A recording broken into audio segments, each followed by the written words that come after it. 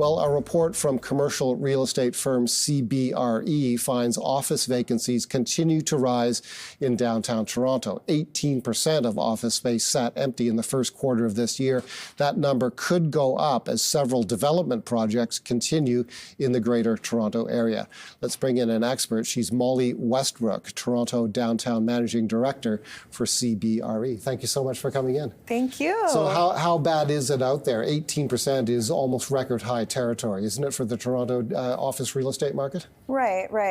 It is at a high, but this past quarter nationally throughout Canada, we did see positive absorption throughout the country. So while Toronto seems to be the market that has that rise, we feel pretty bullish about the office market in general. Is it work from home, or is that at this point an overly simplistic analysis of what's going on? It definitely is an overly simplistic analysis. The current vacancy is going to work its way through. We do have new development coming online, but half of that is pre-leased, and there's always going to be a need for quality office assets, and that's what's coming online. So once we see that go through the market, we'll see that stabilization. It's a supply question then, an unusual amount of office supply coming onto the market, correct? Right, but I'd say this, with 18% market, it's still healthy. It's still a healthy market, and we're a world-class city that needs world-class office space, and that's what's coming online. And there is a need. With what occupants are asking for, this product will be good for our market. And once it kind of cycles through, we're not having more development come online currently, so we will be in a good spot and start to see that stabilization.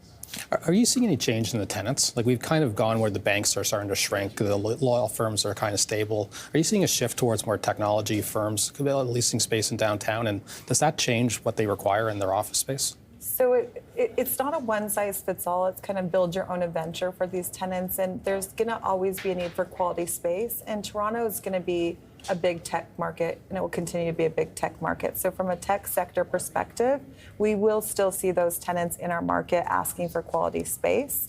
Your question, too, if they expand or contract, we've seen a lot of tenants, like I said, expand in this market and need that quality space. And so it's not a one-size-fits-all per se. Okay.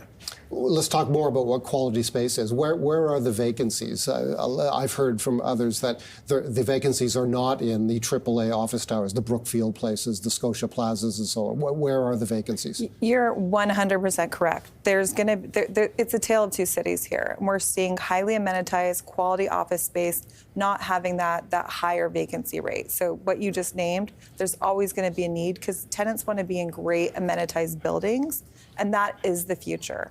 Now, on to bifurcating maybe some less quality assets. We're watching and waiting to see how they perform, but the quality assets, there's always going to be a need. What about work from home? We all know people who are now working a couple of days at home where before they used to work 5 days in the office. So what effect is that having? Right. And again, I hate to say this, there's not a one-size-fits-all, but there is a need for quality office. We're a big proponent and believer of office, and if you've been downtown as of late, the subways are full. We're seeing people in the path. We're seeing people in the office buildings. People need physical office space. Now, what that looks like might be different, right? In terms of space needs, it might have a different feel, but there's always going to be a need for quality office space. Are there any themes in the new development you're seeing? Like, are people starting to move away from downtown to Midtown or to Bloor Street, or any changes in what they're trying to do for the office sector? Yeah, that's a really great question. So we're still seeing a lot of development in the core, but the new product coming online, again, is that quality product with highly amenitized buildings, options for tenants, there a lot of services in them, and then the space itself is that higher quality space because tenants want to come back to a really well amenitized building with great space inside it for their employees. That's how we're going to get them back into the office. So is the Well building going to be like the poster child of something, a mixed tenant, mixed use building that's going to be something that's out there? I think the Well is a great example of live, work, play, and that is a great way to say it. People want to be in buildings where they can go and grab things at lunch and go to the dry cleaners and then also have that residential component. So that's a great example. But in the newer development coming online, when I say amenitized, it is in the buildings, having services, having amenities, and then that quality office space that they're coming back to. This sounds like a good market to be a tenant in. Is this a good time for tenants to be locking in leases? It is a good time. Rates are stabilized, and I think that's being offset with that quality product. So we're not seeing a decline in rental rates per se, but it is a tenant's market, and I think it's a great time for them to be looking at space throughout the market. Thank you.